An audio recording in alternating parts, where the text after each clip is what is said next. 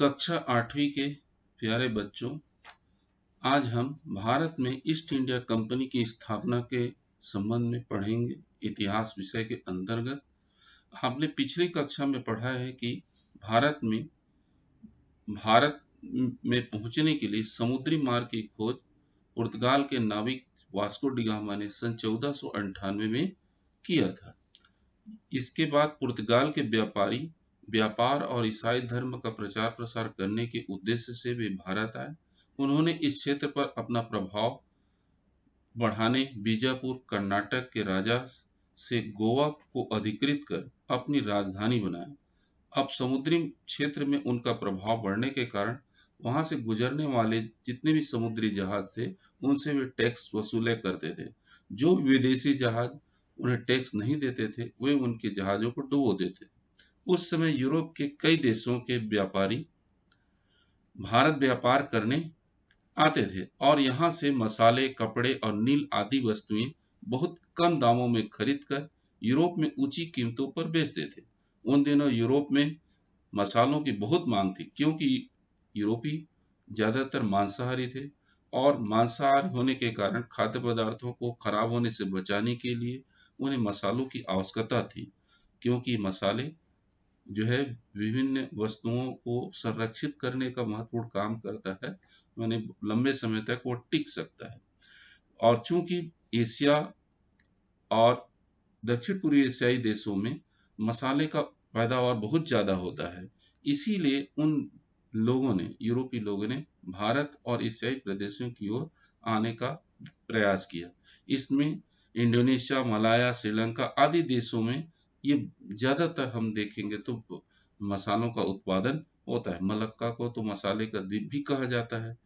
इन्हीं देश तो उन्होंने भारत, एशिया और अफ्रीकी देशों के आने के लिए नए समुद्री मार्ग की खोज उन्होंने की थी। इसके पहले भारत से व्यापार वे जो है तुर्की के रास्ते से होकर आते थे, लेकिन तुर्की ने कुस्तुतुनिया पर जब अपना अधिकार जमा लिया तो उसे नए मार्गों की खोज की आवश्यकता हुई, जिसे वो पुर्तगाली जो है नवीन मार्ग के अंतर्गत वास्को डी गामा ने यानी दक्षिण अफ्रीका के अंतरिक्ष से होते हुए भारत के जो है कालीकट बंदरगाह में पहले कदम रखा और इस रास्ते से फिर यूरोपीय व्यापारी ढेर सारे आते गए। यूरोपीय व्यापारियों का भारत में आगमन, हम सभी जानते हैं कि जब पुर्तगालियों ने भारत में कदम रखा तो उसके पीछे पीछे डच के लोग, फ्रांस के लोग और इंग्लैंड व्यापारी भी भारत में आए। इंग्लैंड की ईस्ट इंडिया कंपनी जिसकी स्थापना इंग्लैंड में, ब्रिटेन में कह सकते हो या इंग्लैंड में कह सकते हो, वहां वो 1600 ईस्वी में इसकी स्थापना उन्होंने की और फिर भारत में व्यापार करने के लिए उन्होंने आए यहाँ। उन्होंने भारत के विभिन्न क्षेत्रों पर अपना व्यापारिक कोठियां भी बनाई, जिस तरीके से जैसे कि पुर्तगालियों ने गोवा, दमन, दीव में अपने कारखाने खोले, इसी प्रकार डचों ने सूरत, खंबात, पटना, मछलीपट्टनम में कारखाने खोले और फ्रांसीसियों ने जो है फ्रांसिस मार्टिन ने पांडिचेरी शहर की स्थापना की, जो मद्रास के निकट समुद्र के किनारे स्थित है, जहां आज भी फ्रांसीसी सभ्यता की झलक दिखाई देती है। फ्रांसीसियों ने इसे अपनी राजधानी बनाया और यहाँ से चंद्रनगर से अपनी व्यापारिक गतिविधियां शुरू। इसी प्रकार इंग्लैंड के व्यापारी भी बंबई, मद्रास और कोलकाता से व्यापार प्रारंभ किए। अंग्रेजों ने मद्रास के सेंट जॉर्ज किले से अपना कारखाना स्थापित किया। इस प्रकार अनेक यूरोपीय व्यापारियों ने भारत में व्यापार की शुरुआत की और वहीं से शुरू जो है भारत में जो है व्यापारिक कंपनियां आया और भारत के विभिन्न शहरों से के साथ यहाँ के मसाले आदि ले जाकर यूरोप में बेचने का काम उनके द्वारा किया जाना। 17वीं शताब्दी के अंत तक अंग्रेज व्यापारियों ने पुर्तगाल और हॉलैंड के व्यापारियों को व्यापारिक व राजनीतिक प्रतिस्पर्धा से वे बाहर कर दिए और इसके पश्चात एकमात्र जो फ्रांसीसी रह गए उनके साथ इनका व्यापारिक प्रतिस्पर्धा बनी रही और इस प्रकार दोनों के बीच में संघर्ष होना स्वाभाविक ही था। दक्षिण भारत के पूर्वी तट पर स्थित मद्रास अंग्रेजों का प्रमुख व्यापारिक केंद्र था। उसके समीप ही पांडिचेरी फ्रांसीसियों का केंद्र था। यह क्षेत्र उस समय कर्नाटक राज्य के नवाब के अधीन था। अतः दोनों देशों का उद्देश्य वहां के नवाब से अपने अपने व्यापारिक लाभ के लिए ज्यादा से ज्यादा फायदा उठाना चाहते थे। इसी समय कर्नाटक राज्य के में उत्तराधिकारी के लिए संघर्ष शुरू हो गया। इससे फ्रांसीसी एवं अंग्रेजों को कर्नाटक की राजनीति में शामिल होने का अवसर मिल गया। ऐसे समय में फ्रांसीसियों ने एक पक्ष का और अंग्रेजों ने दूसरे पक्ष का अपना पक्ष लिया, ताकि वहां के विभिन्न चीजों पर अधिकार प्राप्त कर सके। इसी के अंतर्गत जो है ईस्ट इंडिया कंपनी जो है की व्यापारिक कंपनी जो है भारतीय राजाओं से संपर्क साध करके भारत में के संपूर्ण व्यापार पर अपना अधिकार जमाना चाहता है। व्यापारिक सुविधा एवं युद्ध के अंतर्गत हम देखेंगे कि इस युद्ध में इस समय बंगाल की एक संपन्न और स्वतंत्र राज्य था, जिसमें उस समय बिहार और उड़ीसा भी शामिल थे। यहाँ से बड़े पैमाने पर विदेशी व्यापार होता था। ढाका, पटना, मुर्शिदाबाद यहाँ के प्रमुख व्यापारिक केंद्र थे। इस काल में यहाँ कृषि, व्यापार और उद्योगों का विकास हुआ और राजस्व आय में वृद्धि हुई। सन 1756 में बंगाल के नवाब अली वर्दी खां की मृत्यु के बाद वहां का नवाब सिराजुद्दौला बना। अंग्रेज और फ्रांसीसी दोनों ही उन्हें मिली व्यापारिक सुविधाओं का दुरुपयोग कर किलेबंदी करने लगे। सिराजुद्दौला ने उन्हें रोकने का प्रयास किया तो अंग्रेज नहीं माने। उल्टे उन्होंने नवाब के जो सेनापति मीर जाफर है उसको अपनी ओर उन्हें मिला लिया और कूटनीति से वे 23 जून 1757 को वो नवाब के साथ सिराजुद्दौला के साथ वह प्लासी नामक स्थान पर युद्ध किया, जिसमें सिराजुद्दौला हार गया, क्योंकि उसके सेनापति को अंग्रेजों ने अपनी तरफ मिला लिया था। इससे प्लासी के युद्ध से अंग्रेजों को कई लाभ हुए। प्लासी के युद्ध से बहुत आर्थिक लाभ हुआ अंग्रेजों को। अंग्रेजों ने मीर जाफर को बंगाल का नवाब बनाकर उससे अपार धन वसूल किया और व्यापारिक सुविधाएं प्राप्त की। लेकिन नवाब मीर जाफर अंग्रेजों के बढ़ते हस्तक्षेप और आर्थिक मांगों के बोझ को ज्यादा दिनों तक वह भी उठा नहीं सका, झेल नहीं सका। अंततः अंग्रेजों ने विश्वासघात से उसे भी सत्ता से बाहर कर दिया। अंग्रेजों ने उसके बदले उसके मीर कासिम को बंगाल का नवाब बनाकर उससे चटगांव, वर्धमान, मिदनापुर, जिलों में राजस्व वसूल करने का अधिकार स्थायी रूप से प्राप्त किया। साथ ही बहुत सा पैसा भी उन्हें प्राप्त हुआ। मीर कासिम भी ज्यादा दिनों तक इन आर्थिक प्रतिबंधियों को उठा नहीं सका। नवाब मीर कासिम ने परेशान होकर बंगाल में व्यापार पर से सभी कर हटा दिए और कंपनी के कर्मचारियों को चूंगी कर देने के लिए विवश किया। इससे अंग्रेजों को मिलने वाली सुविधाएं बंद हो गई। अब नवाब और अंग्रेजों के बीच तनाव बढ़ गया। बंगाल में अंग्रेजों की गतिविधियों को रोकने के लिए मीर कासिम, अवध के नवाब शुजाउद्दौला और मुगल सम्राट शाह आलम द्वितीय, इन तीनों की संयुक्त सेना और अंग्रेजों के बीच सन 1764 में बिहार के बक्सर नामक स्थान पर युद्ध हुआ। इस युद्ध में भी अंग्रेजों को विजय प्राप्त हुई और युद्ध का अंत जो है इलाहाबाद की संधि से हुआ। इस तरह प्लासी के अधूरे कार्य को बक्सर ने पूर्ण कर लिया। इस प्रकार पूरे बंगाल पर कहना चाहिए अंग्रेजों का एकाधिकार स्थापित हो गया। अंग्रेजों ने शुजाउद्दौला को पुनः अवध का नवाब बना दिया और उसके बदले में अवध में मुक्त व्यापार करने की छूट प्राप्त की। यह तय हुआ कि जरूरत पड़ने पर अवध की सेना अंग्रेजों की सहायता करेगी और उनका खर्च नवाब ही उठाएगा। अंग्रेजों को बंगाल, बिहार और उड़ीसा की दीवानी अर्थात कर वसूलने का अधिकार ये प्राप्त हो गया। इस प्रकार अंग्रेजों का बंगाल में एकाधिकार तो हो गया, लेकिन उन्होंने शासन की बागडोर नहीं संभाली। वहां अप्रत्यक्ष रूप से अंग्रेजों का शासन था। इसे बंगाल में द्वैत शासन या दोहरा शासन कहते हैं, यानी कि परोक्ष रूप से, प्रत्यक्ष रूप से तो नवाब का शासन उस क्षेत्र में था, लेकिन अप्रत्यक्ष रूप से अंग्रेजों का शासन जो है उस क्षेत्र पर, यानी दोहरा शासन उस क्षेत्र में चल रहा था। इलाहाबाद की संधि से अंग्रेजों को बंगाल, बिहार और उड़ीसा में राजस्व वसूलने का अधिकार मिला। उन्हें मुफ्त में सैनिक रखने और उनकी सुरक्षा का अधिकार मिला, लेकिन उसके ठीक विपरीत प्रशासन और व्यवस्था का उत्तरदायित्व मुगल सम्राट का था। इस प्रकार अंग्रेजों को आर्थिक, सैनिक और सुरक्षा का लाभ मिला और सभी जिम्मेदारियां मुगल और नवाबों को थी। इस प्रकार मुगल सम्राट जो है अंग्रेजों के आश्रित हो गए। इस प्रकार से बंगाल पर कह सकते हो उस क्षेत्र पर द्वैत शासन, दो प्रकार के दो लोगों का कहने से कह सकते हो उसकी शासन की स्थापना वहां हो गई। इससे जो है उस पर इसका विपरीत प्रभाव पड़ा। इससे क्या हुआ, उस क्षेत्र में रहने वाले लोगों के जो किसान थे और अन्य लोग थे जो प्रमुख उत्पादक, उनके ऊपर कर का बोझ जो है बहुत ज्यादा बढ़ गया, यानी वसूली जो है ज्यादा मात्रा में उनके द्वारा की जाने लगी। और इस प्रकार आगे चल करके उन्होंने अंग्रेजों ने भूमि के नाप के आधार पर कर वसूलने लगे और कम खर्च में लगान वसूलने एवं कंपनी के लिए सालाना एक निश्चित आय प्राप्त करने के उद्देश्य से उन्होंने लगान को ठेके पर देना शुरू कर दिया।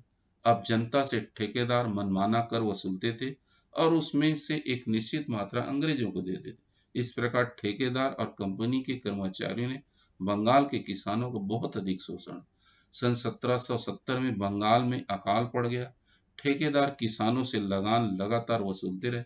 संसद ने 19 जून 1773 में रेगुलेटिंग एक्ट पास किया और वारेन हेस्टिंग को बंगाल का गवर्नर जनरल बनाया गया। अब बंगाल में अंग्रेजों का सीधा शासन स्थापित हो गया, अर्थात ब्रिटेन में ईस्ट इंडिया कंपनी की जो व्यापारिक कंपनियां थी, जो अधिकारी लोग थे, उन पर जो है ब्रिटेन का पूरा अधिकार प्राप्त करने के लिए, शासन स्थापित करने के लिए ब्रिटेन की संसद के द्वारा 19 जून 1773 में रेगुलेटिंग एक्ट पास किया, जिसके माध्यम से उन्होंने इस क्षेत्र पर अपनी तरफ से शासन की ओर से कह सकते ब्रिटेन शासन की तरफ से एक गवर्नर जनरल भेजा गया, जो यहाँ की विभिन्न शासन व्यवस्था को देखने का काम किया, जिसका पहला गवर्नर जनरल जो है वारेन हेस्टिंग था।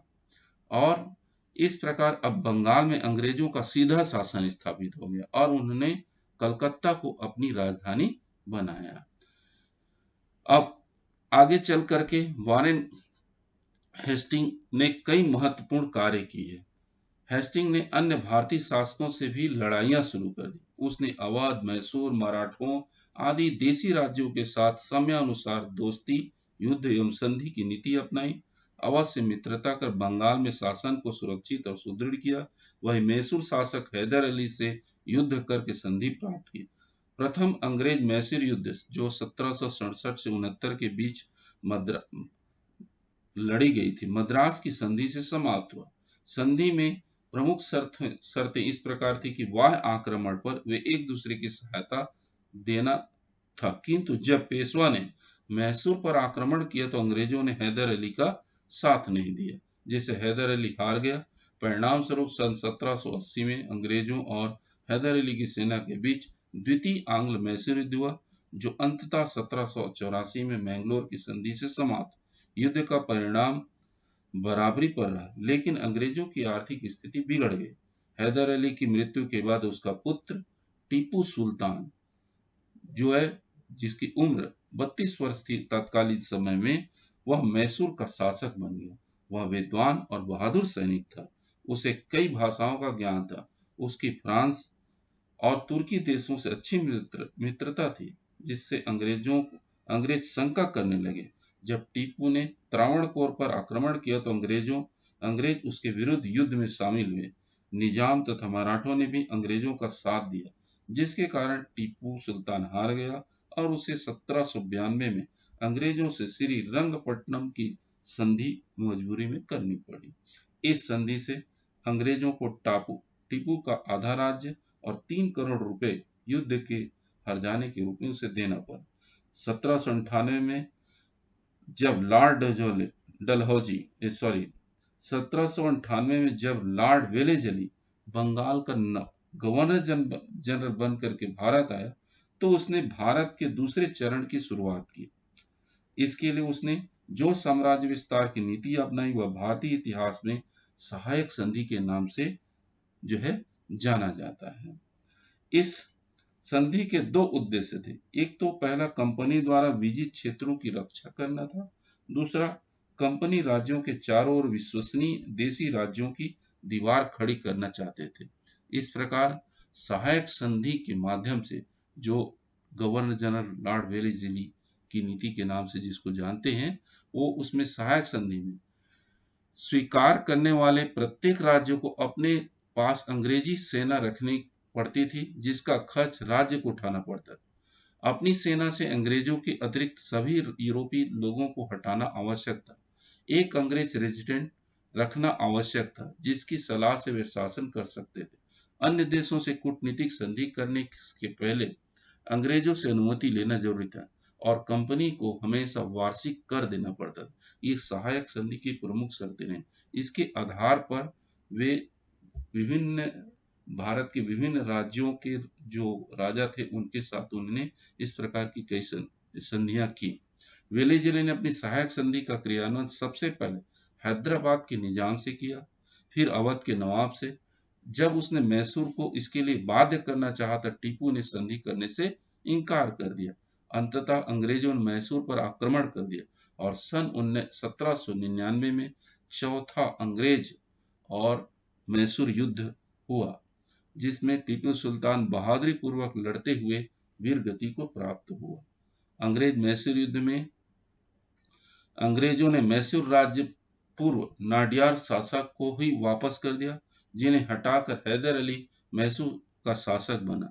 उसे सहायक संधि कर अप्रत्यक्ष रूप से आधिपत्य स्थापित किया। इस तरह कर्नाटक, तंजौर, सूरत आदि राज्यों को भी अंततः ब्रिटिश साम्राज्य में मिला लिया।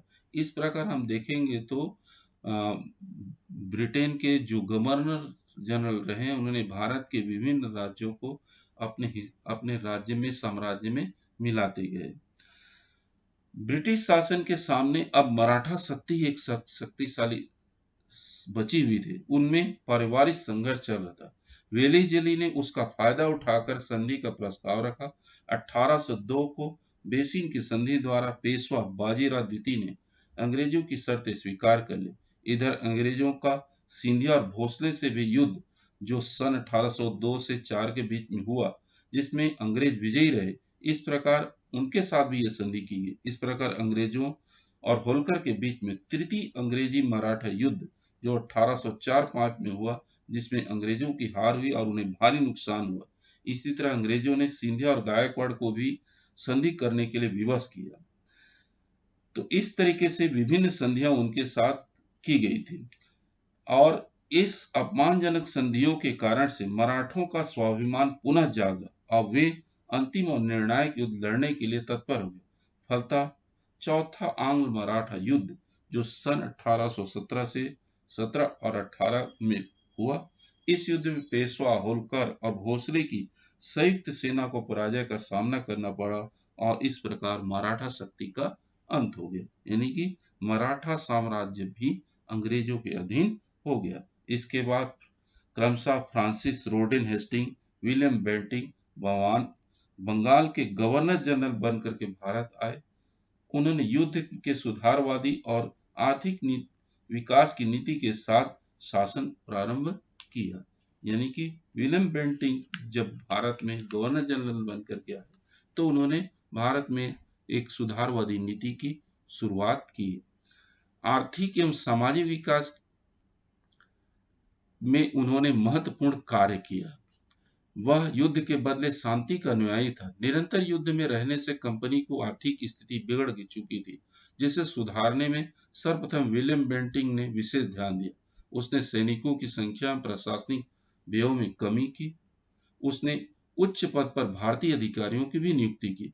राजस्व वसूली करने के लिए उसने टोडरमल की बंदोबस्त व्यवस्था को अपनाया। आप सभी जानते हो कि टोडरमल कौन था?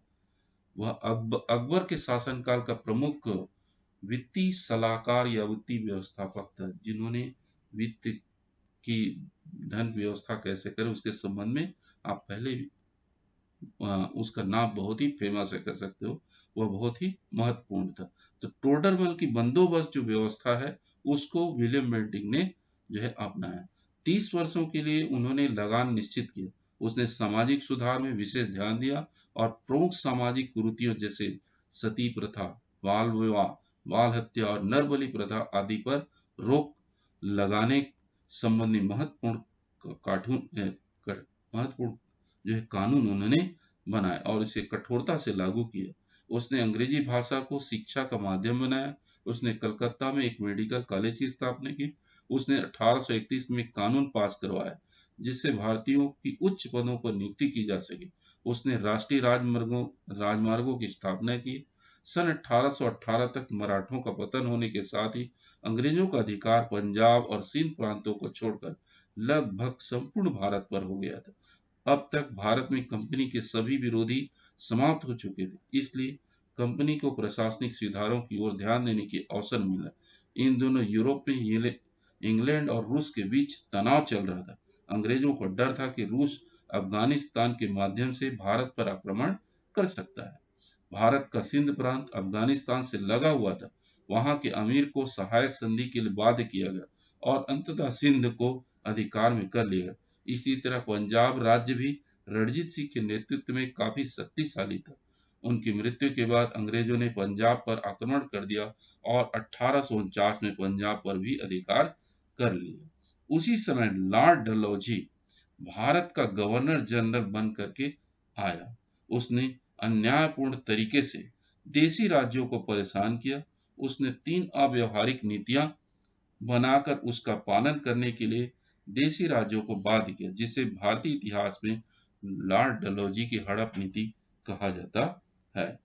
लॉर्ड डलहौजी की हड़प नीति में निम्नलिखित बातें थी। एक तो निसंतान राजाओं के दत्तक या गोद लिए पुत्रों को अधिकार को न मानते हुए उनके राज्यों को अंग्रेजी राज्य में मिलाना था। दूसरा, कुशासन के आधार पर देशी राज्यों को हटाकर उनके राज्य पर अधिकार कर लेना था। तीसरा, युद्ध द्वारा देशी राज्यों को अधिकार में करना था। इस प्रकार से हड़प नीति के द्वारा वह देशी राज्य के विभिन्न राज्यों को अपने साम्राज्य मिलाए, यानी कि अपने अधिकार में किया। डलहौजी ने अपनी पहली नीति के अनुसार सतारा, जयपुर, झांसी, नागपुर, उदयपुर आदि राज्यों को अंग्रेजी साम्राज्य में मिला लिया। इसी तरह उसने अपनी दूसरी नीति के अनुसार अवध को अपने अधिकार में कर लिया। उसने युद्ध के द्वारा पंजाब को भी अंग्रेजी साम्राज्य में मिला लिया। लॉर्ड डलहौजी के शासनकाल में कुछ प्रशासनिक सुधार के कार्य भी हुए, जिसमें डाक तार की स्थापना हुई, कमिश्नरी प्रणाली लागू किया गया, परिवहन एवं संचार के क्षेत्र में सुधार किए गए, शिक्षा आयोग का गठन हुआ। भारत में इसी समय कह सकते हो भारत में पहली रेलगाड़ी मुंबई एवं थाने के बीच में सन 1853 में जो है चलाया गया। यद्यपि इन सुधारों के पीछे अंग्रेजों का अपना स्वार्थ था। इससे उन्हें अपने विजित राज्यों में प्रशासनिक नियंत्रण स्थापित करने में मदद मिली। इसके अतिरिक्त कच्चा माल इकट्ठा करने एवं तैयार माल को भेजने में सुविधा होने लगी, लेकिन इसके परिणाम स्वरूप भारत का विकास हुआ। लॉर्ड डलहौजी की हड़प नीति के परिणाम स्वरूप भारत के देशी राज्यों में असंतोष व्याप्त हो गया, जो सन 1857 में जो एक आंदोलन के रूप में नजर आता है, दिखाई दिया। वो 1857 की क्रांति जो स्वतंत्रता क्रांति, पहली स्वतंत्रता क्रांति कहते हैं, वो उस रूप में देखने को मिला। इसके बारे में हम अगले अध्याय में जानने का कोशिश करेंगे। आइए बच्चों, आप सभी ने भारत में यूरोपीय व्यापारी जो है, खास करके ईस्ट इंडिया कंपनी किस तरीके से भारत में कैसे अपना शासन स्थापित किया, इसकी एक संक्षिप्त कहानी हमने सुना, समझा। आशा है आप ध्यान से सुने होंगे, समझे होंगे और समझ लिए होंगे। तो बार बार इसे नहीं समझ में आया तो 2-3 बार सुनिए, समझिए और इससे प्रयास कीजिए, समझने का प्रयास कीजिए और निम्नांकित प्रश्नों के उत्तर हमें लिखने की कोशिश करें। बच्चों, भारत का एक गृह कार्य के अंतर्गत भारत का प्रथम गवर्नर जनरल कौन था, ये इसका नाम लिखिए आप। दूसरा प्रमुख कार्य, अंग्रेजों और फ्रांसीसियों के बीच कौन सा युद्ध हुआ था। और तीसरा, वेलेज़ली की सहायक संधि की शर्तों को बताइए। चौथा, लॉर्ड डलहौजी की हड़प नीति पर प्रकाश डालिए। पांचवा, बेटिक के प्रशासनिक सुधारों को लिखिए। ये प्रश्न आपकी स्क्रीन में दिखाई दे रहा है, उसको ध्यान से लिख लीजिएगा इन प्रश्नों को और इसके उत्तर अपनी कॉपी पर, नोट्स पर तैयार कीजिएगा। आशा है आप सभी को ये सब बात समझ में आई होगी। नहीं समझे होंगे तो फिर जब भी क्लास लगेगा वहाँ मैं आपको दोबारा वहाँ पर फिर से समझाऊंगा। धन्यवाद।